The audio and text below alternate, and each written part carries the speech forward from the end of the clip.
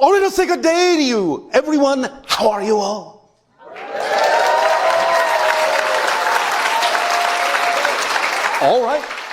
All right, thank you.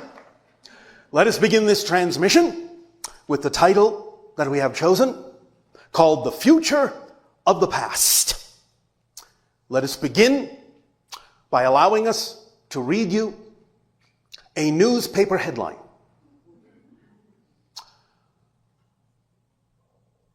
JFK assassinated today in Boston, Massachusetts. This date, November 9th, 1968. What does this mean?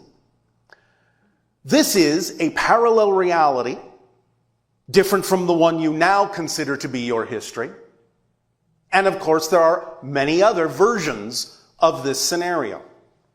We once shared with you that another version of your history that you experienced before the present one allowed this particular individual, your President Kennedy, to survive until your 1980s.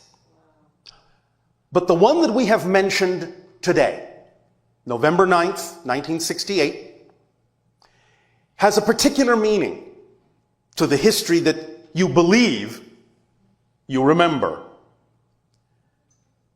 The idea is that history is not linear. It is holographic and is made of many different kinds of intrusions of parallel realities. At the very least, if not the events themselves, the effects of other events in other realities color what you consider to be your linear history. So to continue this example, the idea to remember is that what you think of history is always changing. Always.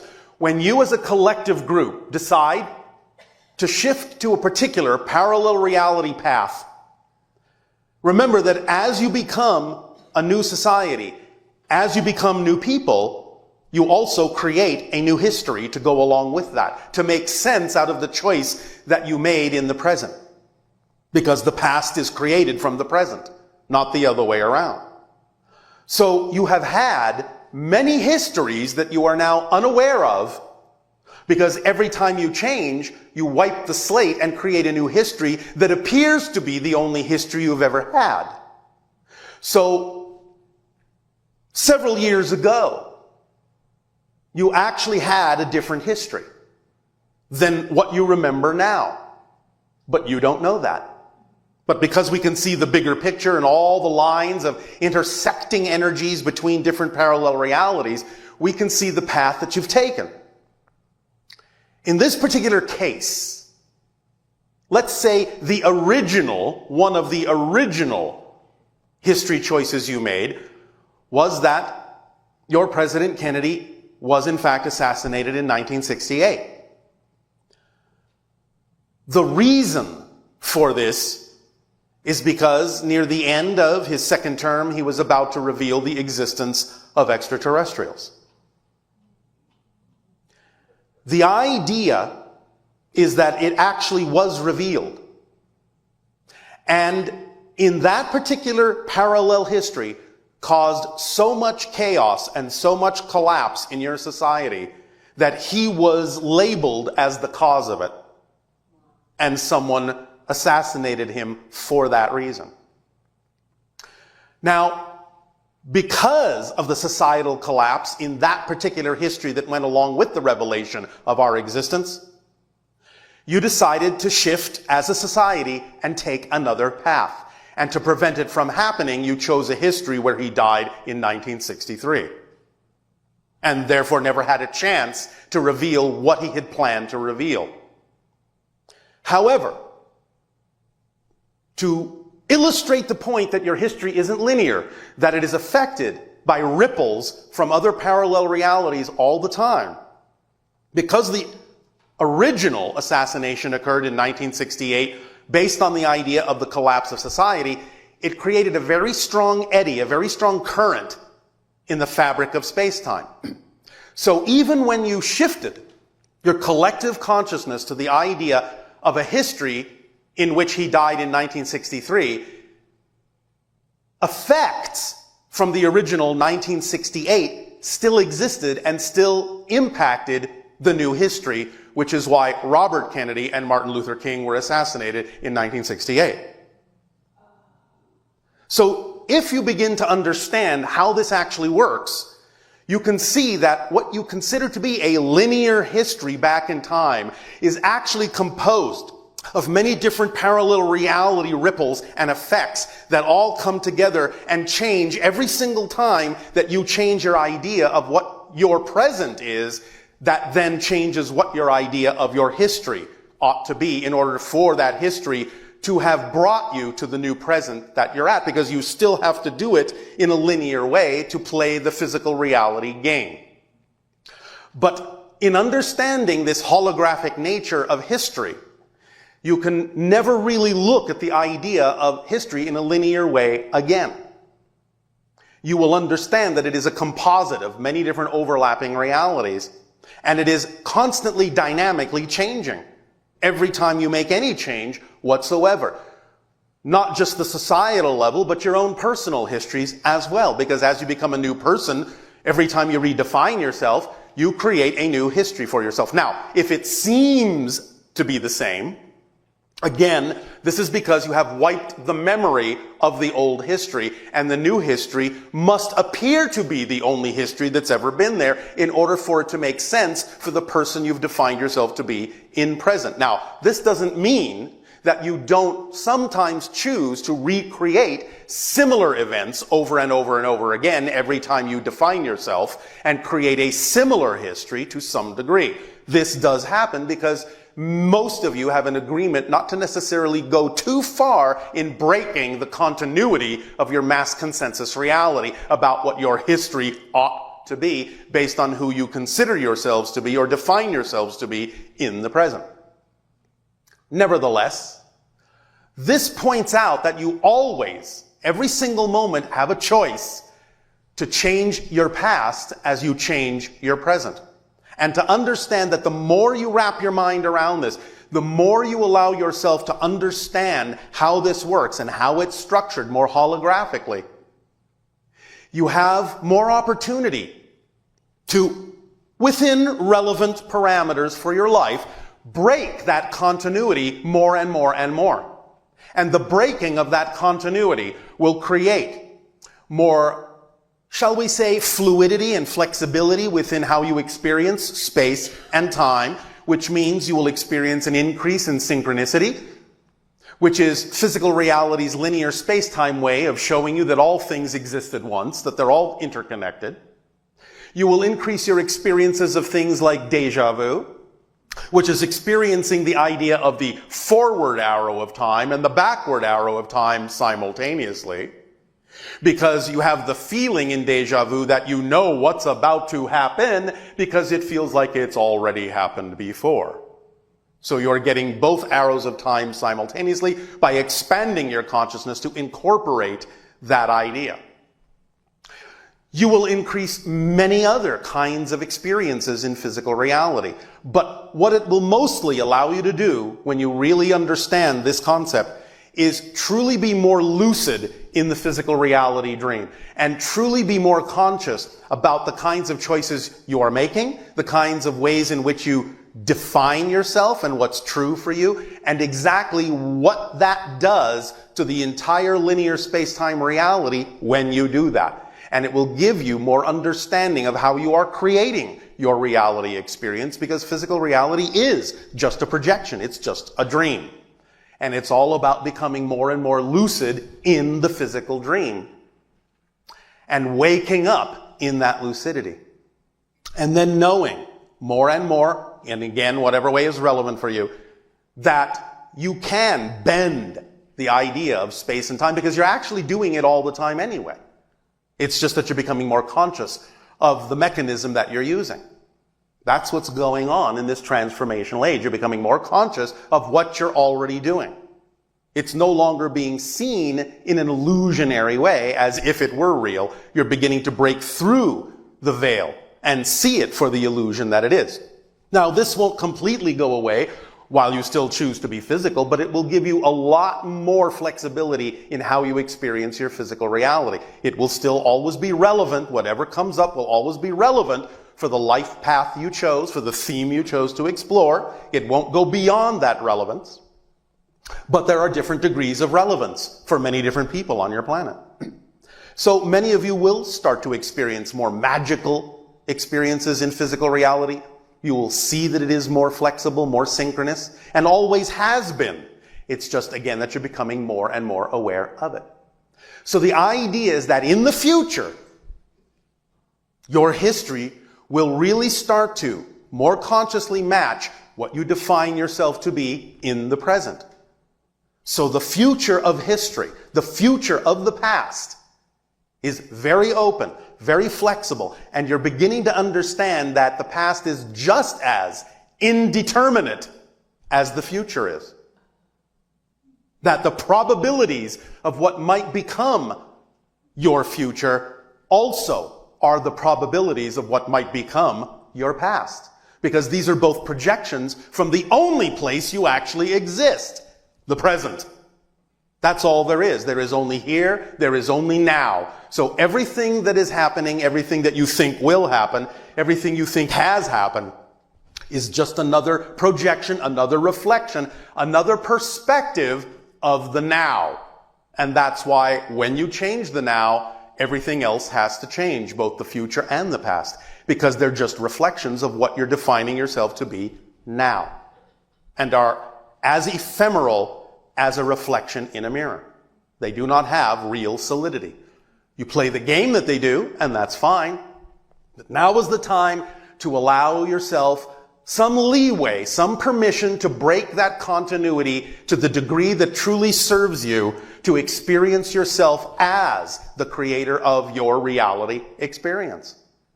Because remember, as we have said before, your natural state is one of spirit. You're all still in spirit right now. It's just that you're dreaming that you're not. That's what physical reality is. You have never left spirit. You can't leave spirit, but you can dream that you can. And that's what this is. And we're sharing that dream together by agreeing to do so. And remember that you are redefining yourself billions of times per second. Your consciousness is slipping through billions of parallel reality frames per second. So at any given moment, you are always back to zero. You always have a clean slate. You always have the ability to redefine yourself in whatever way is truly relevant for the theme you chose to explore. And there's a lot of leeway in that. None of you are stuck in any way, shape, or form, especially not in this day and age.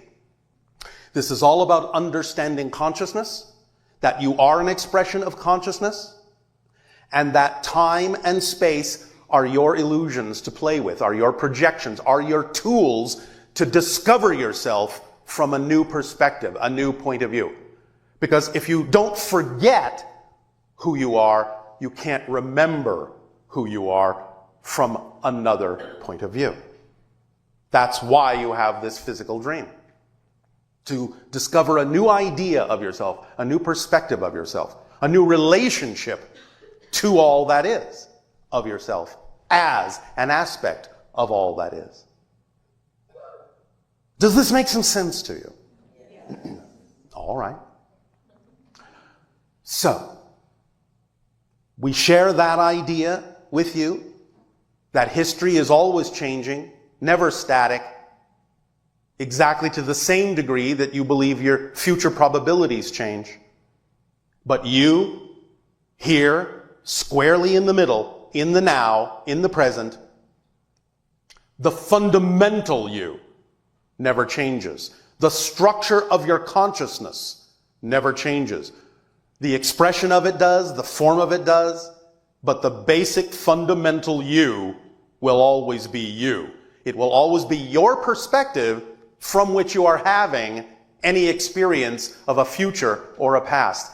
It will always be from your perspective that you will have any experience of physical or non-physical reality. It will always be you, from your perspective, that will have any experiences of other dimensions, other realms, other parallel realities, anything you can imagine. It will always be you having the experience, because you are the constant. You are the structure that never changes. But your relationship to yourself, your perspective of yourself, always changes. Your experience of yourself always changes. And you get to decide in what direction it will change. The more lucid you become in this physical dream, the more you surrender to your true self, the more you will realize that surrender is actually control. Because you are already in control. You've just forgotten that you are. So remind yourself and play with this idea of holographic history and see the bigger picture so that you can understand the relationship of how parallel realities work together to create not only the probable future, but the probable past, and how this informs you so that you can make more aligned, more harmonious decisions about who and what you choose to be in the present. Does this make sense? All right. Well, we thank you for allowing us to share this idea with you this day of your time. And in return for the gift of sharing that you are giving us, I ask now, in what way may we be of service to you? You may begin with your questions and dialogues if you wish.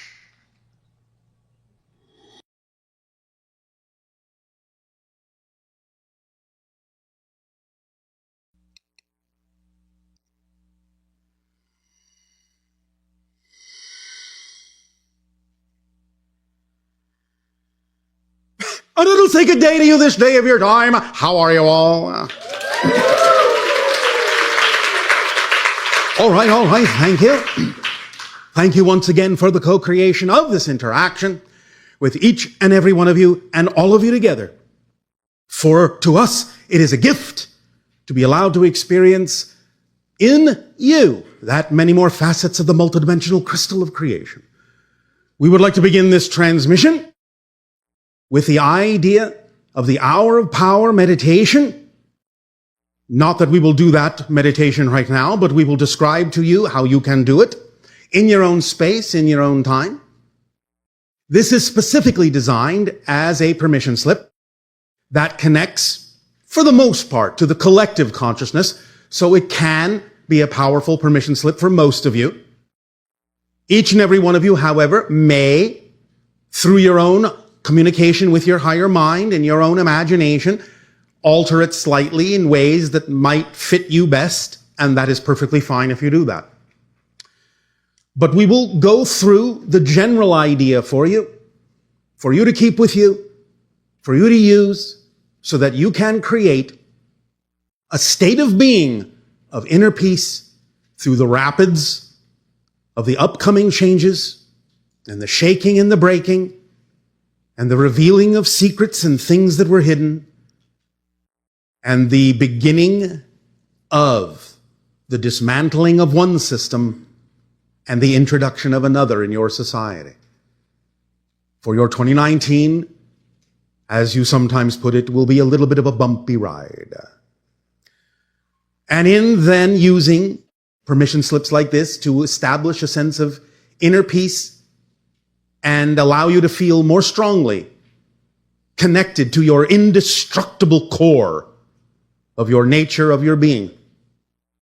You can create that bubble reality that will allow you to glide smoothly through all the changes that may occur around you and even within you. And so let us begin to describe this particular permission slip tool. Nania, will you assist us, please? Okay, we're ready. All right, please read the introduction on the page. All of you may follow along silently if you wish. Each statement invokes a different state of being.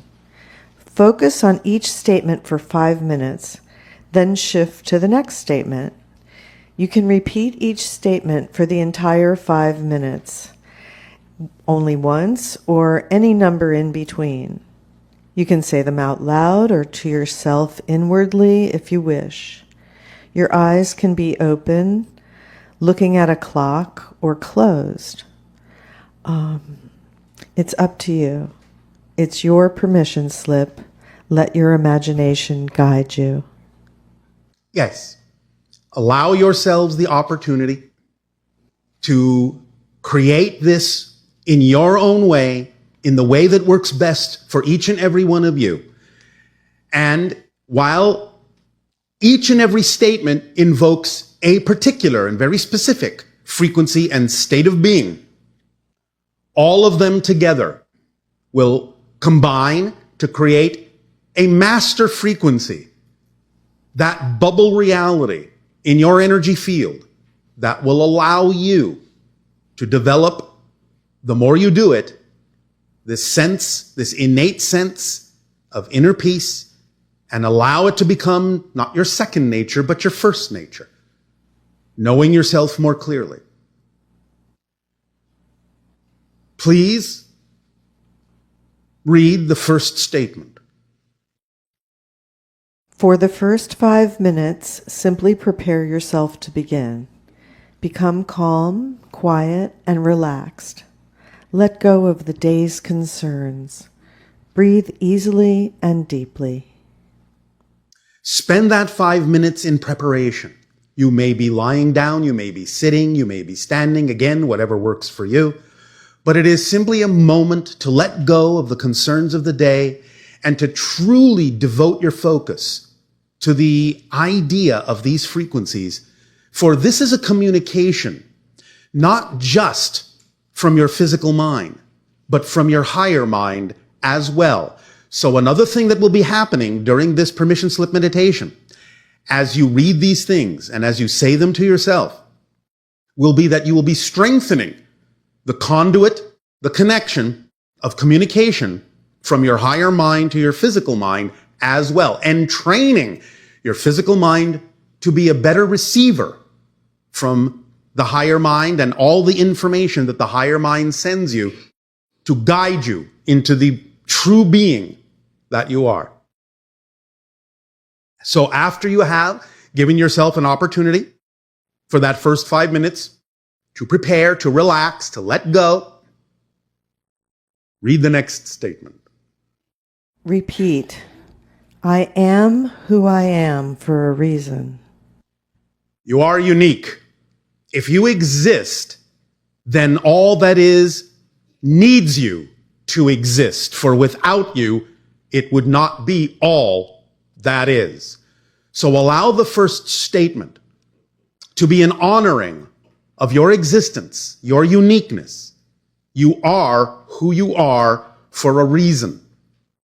Your mission, your purpose in life, no matter how you may choose to express the mission, no matter how you may choose to express the purpose, is fundamentally to be yourself, your unique self as fully as you can, which is why it is so important to act on your passion, since that energy is representative and your physical translation of your core frequency, your true self. So this first 5 minutes of the meditation, and you may simply repeat the phrase if you wish, silently or out loud. It's again up to you, but it is for the purpose of honoring your existence and the fact that you are worthy of that existence, the fact that you belong in existence, or you wouldn't exist, because creation doesn't make mistakes. The second statement. Repeat. No insistence, no resistance. Insistence in your life on a particular thing that must happen or something will go wrong is actually a form of resisting what could be there much better than you even imagined. So allow the resistance in your life to melt away. Allow synchronicity to bring you what you truly need, and relax the idea of the negative ego's insistence on what it wants so that you can truly receive what you actually need that will benefit you best in your life. No insistence, then there will be no resistance. Let yourself flow, because every one of you has your own current in the river of creation. The current already knows where you need to go. Let yourself go with the flow. Resistance will have you swimming upstream against the current, and it will create difficulty and struggle and pain in your life. So relax, go with the flow. You will wind up exactly where you need to be, exactly when you need to be there. Perfect timing. The next statement. Repeat. I am an indestructible being at my core. I am an indestructible being at my core. The fact that you exist cannot be changed. You can change the form of your existence, the expression of your existence, the experience of your existence, but the fact that you exist is fundamental. You cannot change that. You are an indestructible, eternal being. That will never change. So feel that indestructibility in your core. And next. The past and the future are illusions. There is only now.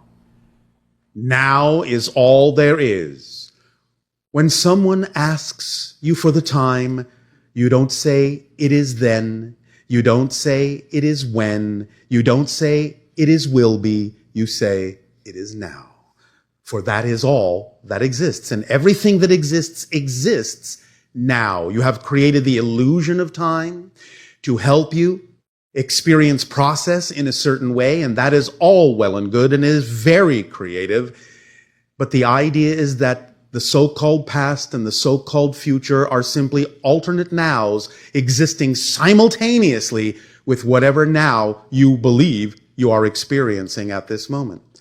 When you shift, you are not shifting into the future, you are not shifting from the past, you are shifting into an alternate now, because that's the way you experience things from a linear perspective. But everything exists all at once. They are all here, they are all now, they are all within your consciousness. You are here and now. And next.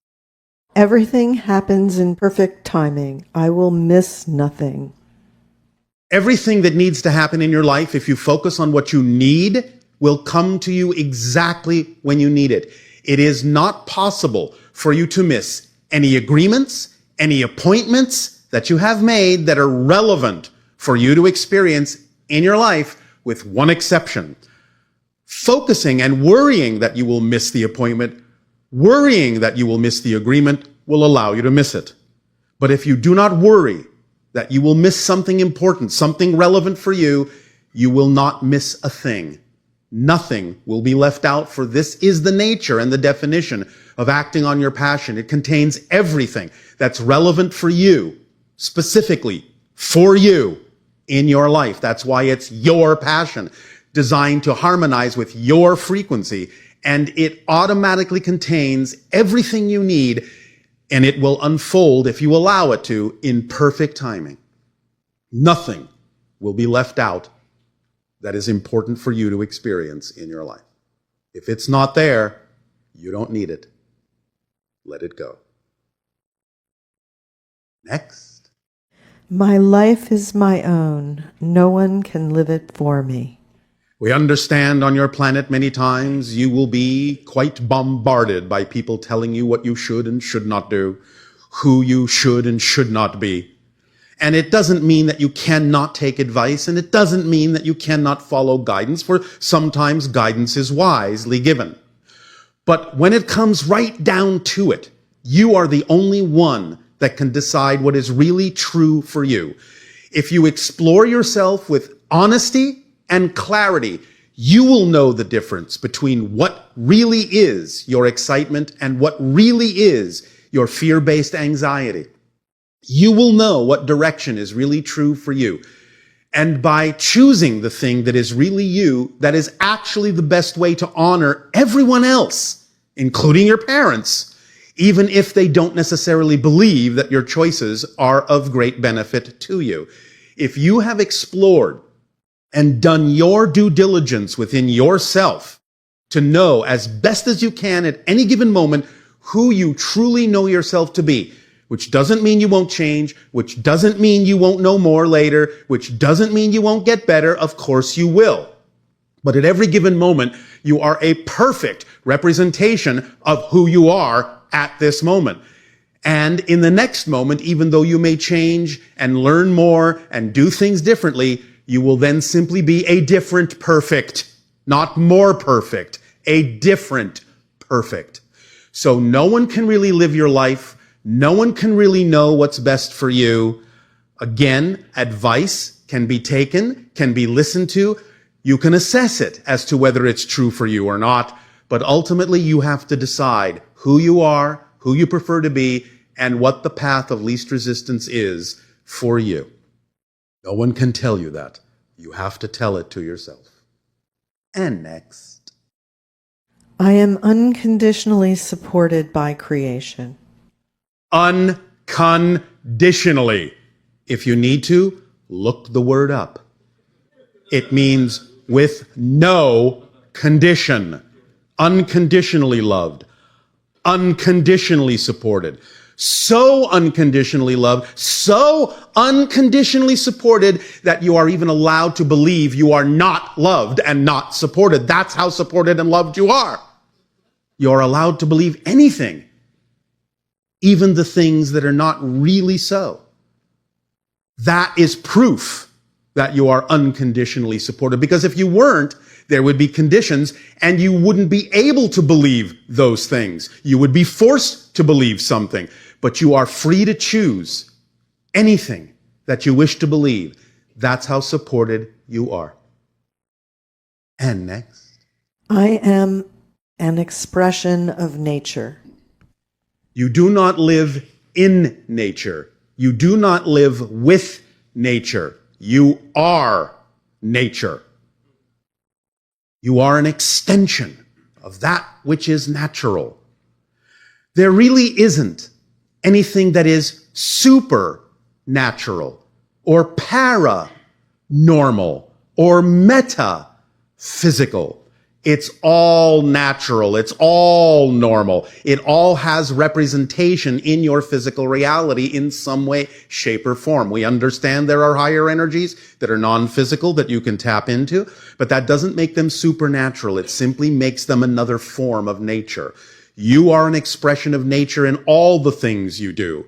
Do not segregate or separate yourself out from the idea of being part of the natural world, the natural universe. You are an expression of nature. And knowing that and acting like you know it is what will also help you make all the connections to other expressions of nature that are important for you to experience your reality in a holistic way rather than a jumbled collection of parts that seem disconnected one from the other. The more you connect to the true nature of your being, the easier it will be for you to connect to all other expressions of nature as well and see yourselves as an expression of a holistic system. And next. I always have exactly what I need. Everything that comes to you, even if it's something in the moment that you neutrally and objectively recognize you don't prefer, must be there for a reason. If you stay in a positive state with it and know that at that moment, no matter how it looks, it's what you need to move on to the next best place, then you will relate to it in a positive way and be capable of extracting a positive effect from it, no matter how it looks, no matter how it originated, no matter what anyone else's opinion about it is, no matter what anyone else's experience about it may be. If you remain in a positive state, you will extract a positive effect from it. Whatever happens is the most important thing going on right now in this moment in your life. Whatever it is, no matter how it looks, stay in a positive state. You'll be able to use it in a positive way. You have everything you need. The manifestation will happen in perfect timing, but everything you need is right here, right now. Nothing is missing. Nothing is missing. Some of it may seem invisible to you, but that's just because it's not the time for that to manifest solidly. It's not the time for that necessarily to come into your awareness, because there may be a process you need to go through so that when it does manifest, you will have a deeper appreciation of exactly how to use it.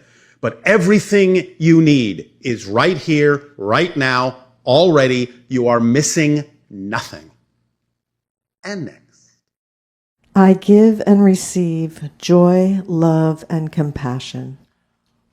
Simply put, why not? Because that's what you are. You are joy. You are love. You are given unconditional support, love, and compassion. Why not reflect it? Because that is what will allow you to feel the connection to creation, to all that is, because that's the frequency of existence itself. So why not harmonize with that and know that you are giving it as well as receiving it, and that being of service by giving it is the best way for you to open up as fully as you can to receive it and experience it for yourself, because it's always being given to you. You never have to ask, really. Not really. Because the idea is asking is not really asking for something you don't have. You can ask, but understand that asking is simply asking to be more aware of what you're already being given. Big difference. Big difference. Because you have everything you need. You just have to pay attention to that fact, and you will experience that it is so. And next. My life is a synchronous orchestration. Absolutely. Every moment is orchestrated through synchronicity. Nothing happens by accident. Who you may wind up next to in the so-called traffic jam on your freeway is not an accident. It may not necessarily always have a lot to do with you consciously, but you are there for a reason, perhaps to serve what someone else might be going through. It's all an orchestration. You are that powerful. You may not know it, but you are that harmonized. You are that powerful. So powerful you are unconscious of it. You create it to be automatic in the background, so you don't have to overthink it. Just start knowing that no matter where you are, no matter where you wind up, no matter with whom, no matter what's going on, it's happening for a reason, and that reason is because you are part of an orchestration that may have a lot to do with you, a little to do with you, but always has something to do with your participation being needed in that orchestration in order for it to happen in the way it needs to happen for all the participants at that particular moment. If you could only see, really allow yourselves to feel the beautiful orchestration, the powerful orchestration that you all are, you would walk through your day absolutely gobsmacked with your jaws slack and hanging open. Wow.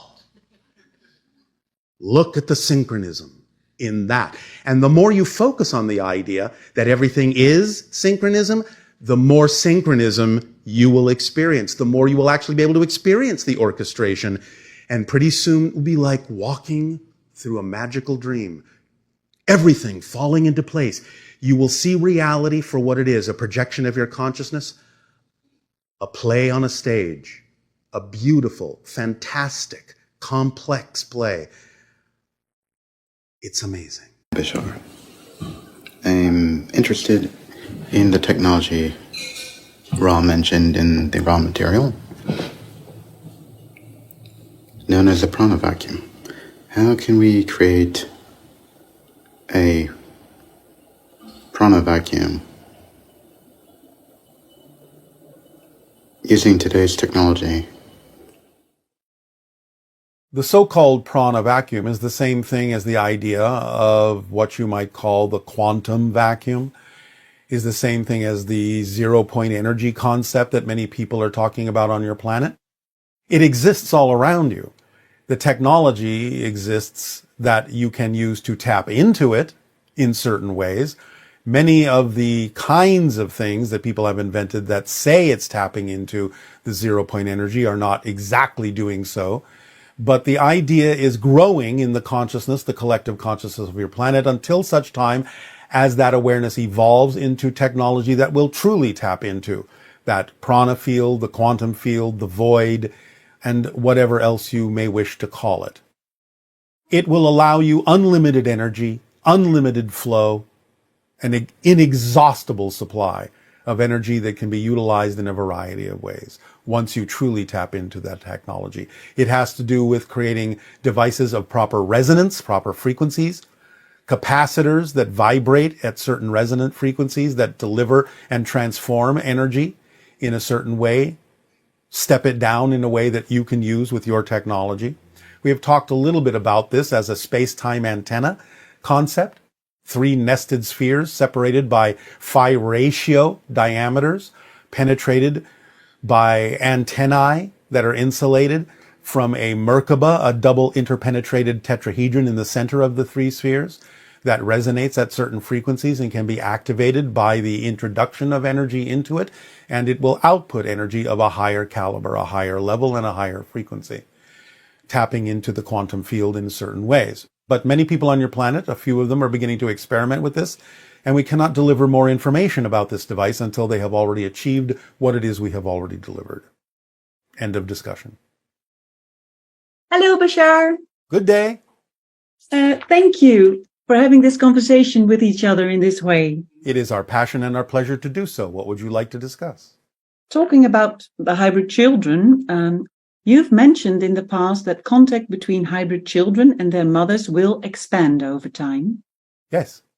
Has this process indeed started on this timeline? Is Yes. there an increase of physical contact between human beings and the hybrid children?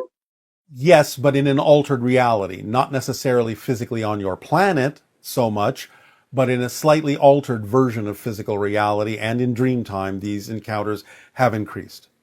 Okay, wonderful. Eventually, it will leak into the physical reality as you understand it, Yes. although it will still be of a higher vibration than it is now. Yes, understand. Yeah. And I also wanted to talk to you about suppressed memories. Yes. During our previous conversation, you've mentioned that I was visited by the grace when I also was a child, Yes. and that these experiences are buried deep within my consciousness. Well, not that deep. Oh, not that deep. You also mentioned that I felt victimized because my childlike state was not able to comprehend what was going on during these visitations. Yes.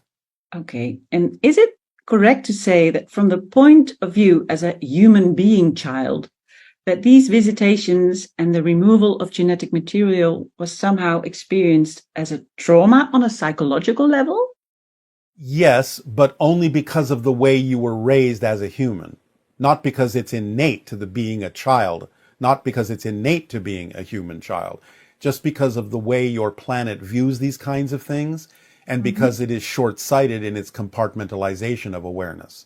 That's the only reason you experienced it traumatically. And is that also the reason that we're still somehow afraid of extraterrestrials? Because you are afraid of portions of your own power. And the extraterrestrials you're encountering represent and reflect the idea of your true power in certain ways. I understand. And that's probably not a coincidence, but that leads up to my next question. Both my parents have transitioned almost within 3 years of each other. And the last parent, my father, passed 1 year ago. Yes. And their physical absence caused a shift in my life. Yes, of course. That's the purpose of it. Yeah. I experienced this as a tremendous opportunity to shed a whole bunch of negative belief systems that I have bestowed upon myself through their upbringing. Well, congratulations. That is a positive way to use it. Thank you. But I also sense that this tremendous opportunity is sometimes a bit frightening. Why?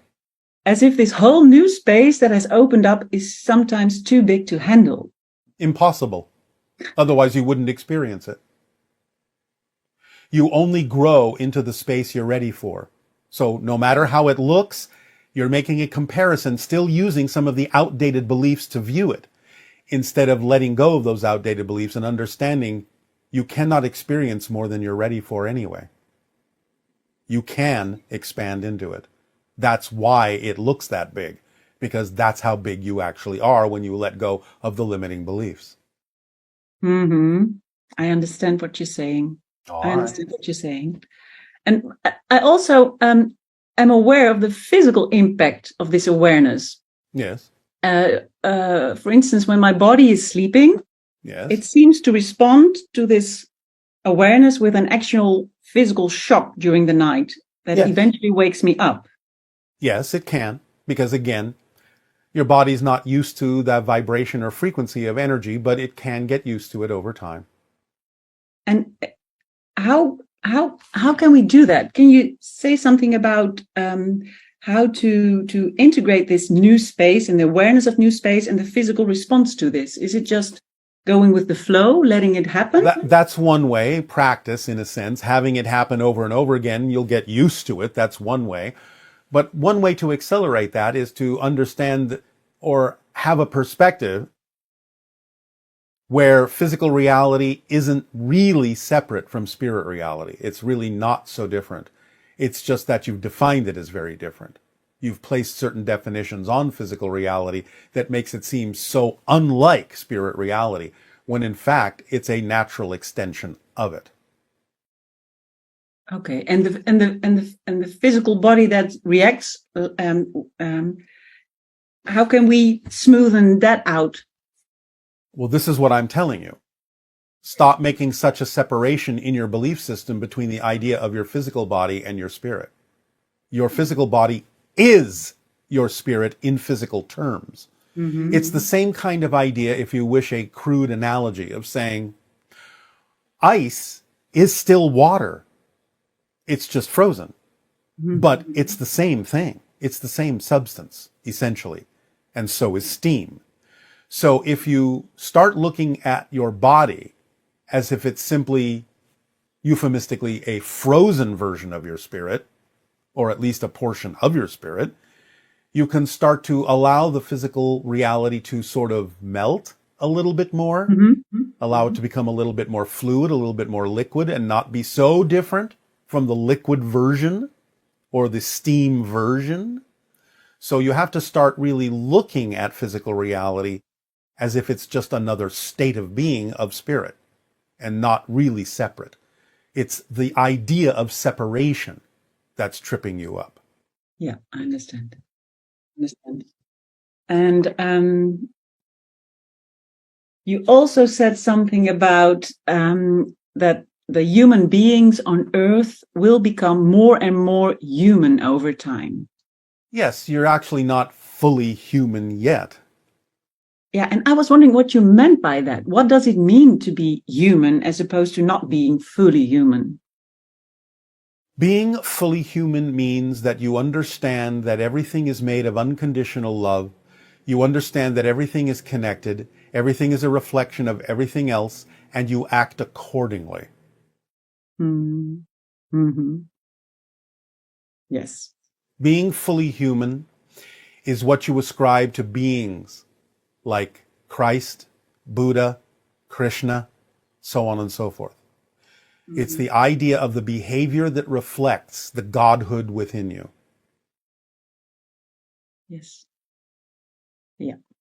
And that probably also means that we're not so compartmentalized in our way of thinking then. Exactly. You think more holistically, more as a whole system. That's why I said you understand everything is one thing. I am you from another point of view. Literally, I am you from another point of view. You are us from another point of view. A fully realized human lives in that truth. Yeah.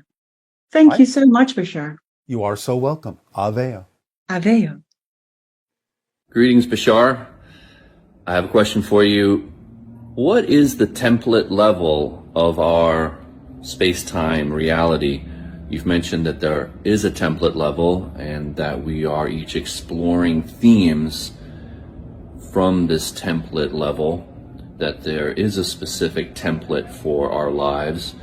I'm wondering if this template is actually revealed in the deck of what we consider 52 playing cards, and if this template level of reality is expressed and symbolized in the deck of 52 playing cards, where exactly did these cards come from, who created them and when, and what is the best way for us to utilize these cards now in our lives in order to explore the theme of our lives, play our cards right, and give ourselves permission to be our best self.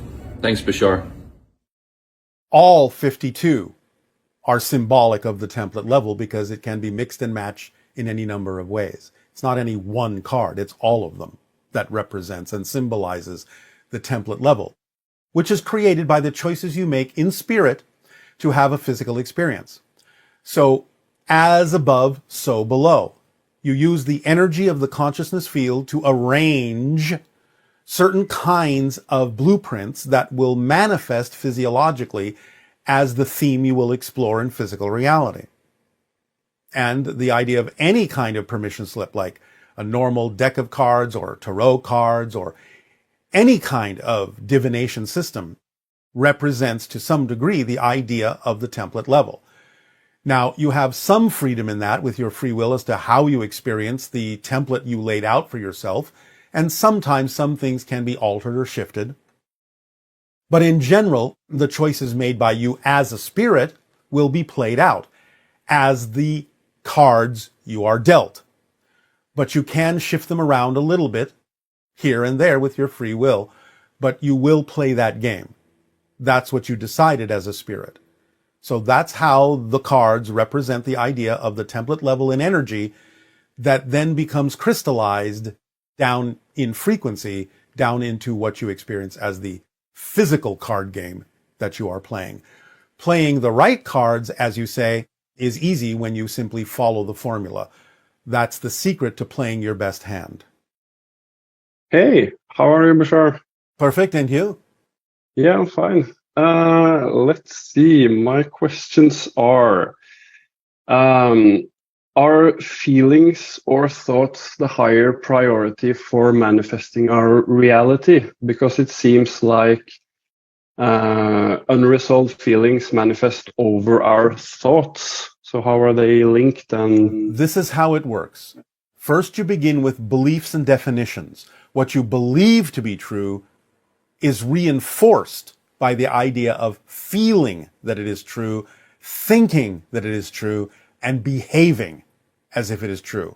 Belief systems use feelings, emotions, thoughts, and behaviors to reinforce the validity and the reality of the belief system because physical reality isn't really real. Therefore, beliefs have to make you believe that it is real, and they do so by reinforcing what you believe to be true with the idea that it feels true, you think it's true, and you behave as if it's true. That's the priority, that's the order in which it happens. You cannot have a behavior, you cannot have a thought, and you cannot have an emotion without first believing or defining that something is true for you. Beliefs are the blueprint that allow you to build the house of your physical reality. So it all starts with that. So when you behave a certain way, when you think certain thoughts, when you feel certain emotions, they all go back to what must I believe to be true about myself in order to feel, think, and behave this way. Does that help you? yeah, so if I want to change the belief system, the action or how I behave would be the best way to start, and then the feelings and thoughts You would follow. can start from any direction you wish, but in a sense, the most efficient way to change a belief system is to figure out what that belief is telling you, figure out why you're buying into it, because it may simply be a habit that you have because you've been taught to believe this way. It may be that you're getting something out of believing that way because you don't hold on to any belief you don't think serves you. So even if it doesn't seem to serve you, you may have a belief that says that the alternative would be worse than holding on to the beliefs you have, even if they're not comfortable. Because you all want to believe that everything needs to serve you, which is true. It can.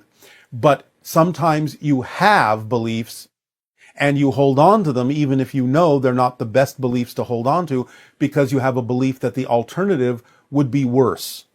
And therefore you'll still hold on to whatever it is you're holding on to until you change, until you understand that the idea that something worse will happen if you behave more like your true self is a fallacy.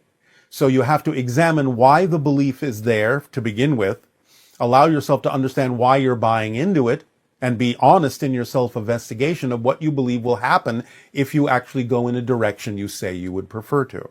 Once you understand that a negative and fear-based belief is simply telling you a story that isn't necessarily true, then you can see that it is nonsensical and illogical, and as soon as it is nonsensical, you will drop it because you don't hold on to things that don't make sense.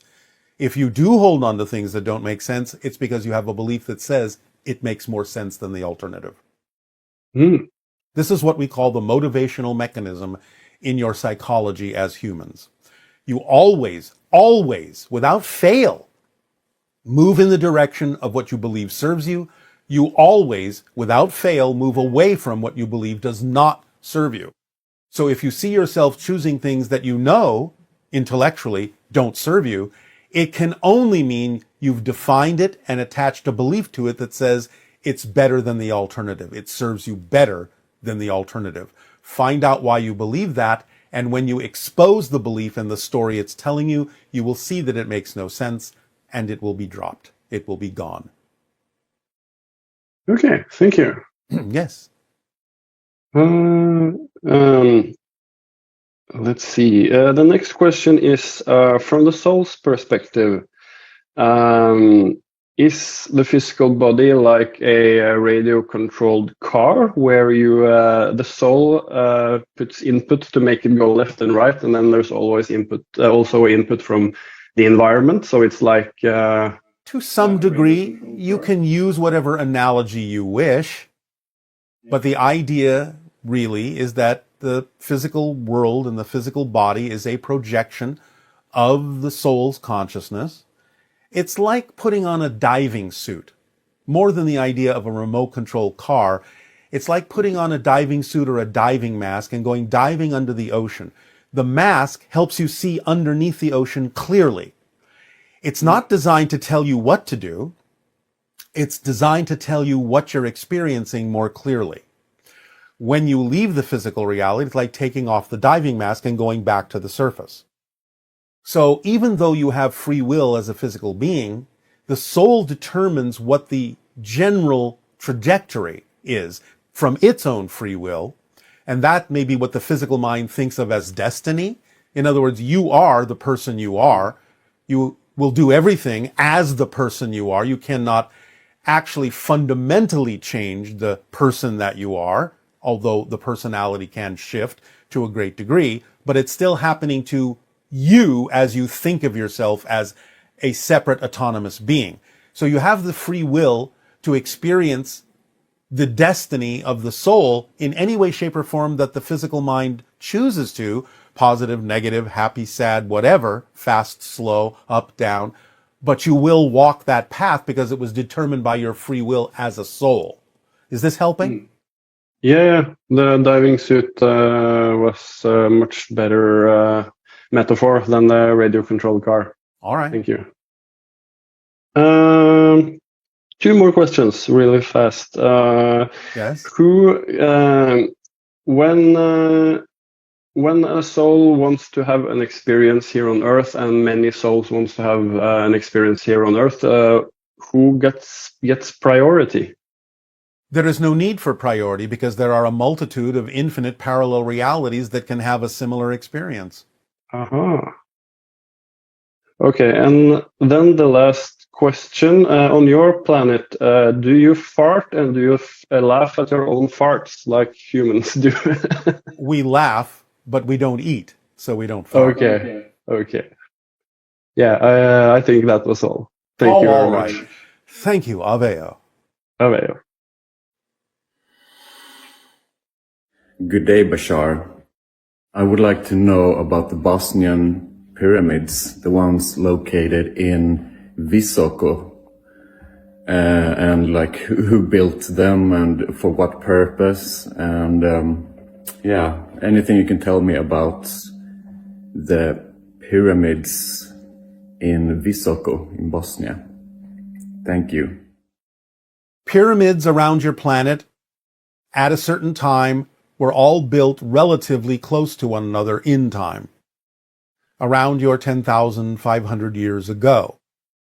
The idea is that they were energy collectors to balance the Earth that had gone through a catastrophic change when it was impacted by a cometary body that caused the annihilation of your Atlantean civilization. And therefore knowledge and energy was preserved in many pyramids around the planet. And also they were used as an energy balancing system to bring the planet back into alignment so it could recuperate and heal. There are other things that they were used for, but we will not go into that right now. Hello, Bashar. And to you, good day. I'm very excited to be here. Thank you for talking to me. It is our passion and our pleasure. What would you like to discuss? So I've been following my excitement more and more since I kind of started to listen to you speak, and it feels really great. And I've been doing some like bigger and some smaller changes, and I'm following your advice of this thing of basically following my excitement more moment to moment, because there's no like one big thing in that sense. All right, now do remember the entire formula, not just follow your excitement. There's other pieces to it, yes? Yes, I know. All right. And I think what I'm like, one thing that just as an example that I quit one job that I felt like I was not excited about at all. All right. And now I have more free time, which is fun. Yes. And then sometimes I get kind of frustrated with myself because I feel like I sit there and I know that I have all these options to act on, but I kind of don't know what to do. And I wonder yes, if you do. Yes, you do. The idea, again, isn't that complicated. Don't overcomplicate it. If you have different options, decide for yourself which one is not only more attractive, more exciting than any other option, but which one can you act on? Which one can you do something about? If it seems that more than one is equal, you might as well flip a coin. Remember, synchronicity comes to bear in this. Because if you flip a coin and say, all right, heads option A, tails option B, and you flip the coin, one of two things might happen. Let's say it lands on tails, option B, and you find yourself going, oh goody. Or you find yourself going, oh, I wish it had been option A instead. Oh, I wish it had been option A. Then you will know that that was the one that was more exciting. Or if you do head down a path that isn't necessarily the most exciting path for you at that moment, synchronicity will create certain circumstances that will turn you around in the correct direction. That's how it works. It's an automatic mechanism. So you don't have to sit there and wonder and be frustrated. Just act on whatever you are capable of acting on that contains more excitement than anything else, as far as you can determine, and let synchronicity guide you with the red light, green light aspect of its being, of its nature, which means it will bring you opportunities you can act on and take further, green light synchronicity. It will prevent you from acting on certain things that are not the correct path for you right now, red light synchronicity, just like you follow your traffic lights when you drive. You understand? Mm. So the starting and stopping is the way synchronicity guides you. No, not right now. Don't act in that direction. Act in this direction, whatever you can act on. And you have to use your imagination. Be very creative about the idea of what it means to take action on something in every way that you possibly can that has to do with that thing you say excites you. Even if you have to simulate the reality, that's taking an action on it. Mm. Let me give you an example that many people on your planet have used. There are many people who you call celebrities that are famous. But you will hear stories from many of them that before they were actually able to literally do what it is that they now do that they're famous for, they acted it out. They simulated it. Even sometimes going so far for someone who might be a public speaker in an auditorium or a game show host or a late night interviewer as to go into a space, set it up like it's really happening, even to the level of putting fake people in the audience, maybe even just cardboard cutouts, and doing their routine as if it's really happening. Because then you're training your body to get used to the vibration of the reality of that, and that will make you attract it more strongly by doing anything you can to simulate anything you can to take an action in the direction of what excites you more than any other choice. And when we talk about that, it can also be very simple things. We don't mean when we say follow your passion, follow your excitement, that it has to be a grand project or come with trumpets or be a life-spanning career. Ta-da, here's your passion. No. Every day you have little options, simple options. I can take a walk. I can read a book. I can have lunch with a friend. I can watch a movie. Just choose the one that has more attractiveness, more curiosity, more excitement, even just the tiniest bit more that you're able to act on than any other one, and just do that first. You're still following your excitement by doing it on that level, and eventually it will usually snowball through synchronicity to bring you more and more opportunities to act on your passion in bigger and bigger and bigger ways. But the point is, it doesn't really matter if it does or not, because you're still following your excitement just by making sure that every day the options you choose are more exciting than any other option, and taking action on the ones that you can. That's all there is to it. You don't have to make it a big mystery or overcomplicate it or overthink it. That's why you're frustrated. So you're saying I'm frustrated because I am making it way more complicated. Yes. Because I feel like sometimes it's literally that I have like an afternoon off and I'm sitting at home and I don't know, like Then you're not using your creative imagination. Sitting at home. Why are you speaking with us today? Was this more exciting than any other option? Yes. Well, you see, that wasn't hard. So what will you do after this conversation is over? What are your options after this conversation is over? What are your options? Name some. Probably go to sleep because it's quite late here. All right. Going to sleep can be exciting. That's fine. But let's say it's morning. What would be some of your options? Usually like go for a walk, go to workout. Do you enjoy those things? Are they expressions of your passion?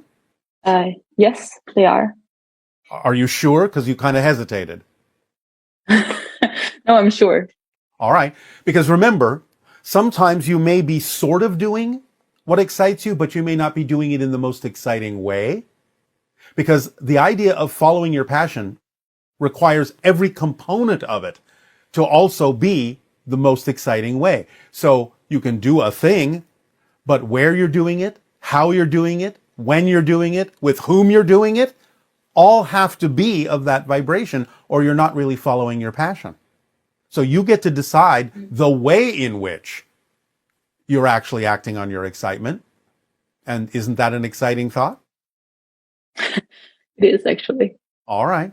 So just make sure that whatever it is you choose to do out of the options that you have, whether it's taking a walk or working out, you're doing it in the most exciting way as a whole system. All the components of it are being done in the most exciting way. And if you can't find that one of the components is the most exciting way you would prefer to do it, use your creative imagination to create your exciting way of doing it. Yes? Yeah, I think that what you just said with the creative, that actually helps a lot. I've never thought about it that way, that I have the power to do that. You do. Yeah. You do. So if that makes things more exciting, then you're on the right path. Yeah. Does this help? Thank you. Yeah, that helped a lot. Yes, it really did. All right. Does that serve you today? Yes. Then we thank you for your interaction. Aveo. Thank you. Have a great day. Of course, always. You too. Thanks. Bye. Why would I have anything else? Sorry? Why would I choose anything else? Oh, yeah. That's makes sense. Yes, I know. That's why I said it. So go and don't choose what doesn't make sense. I will. Thank you so much, Bashar. It's up to you. Thank you.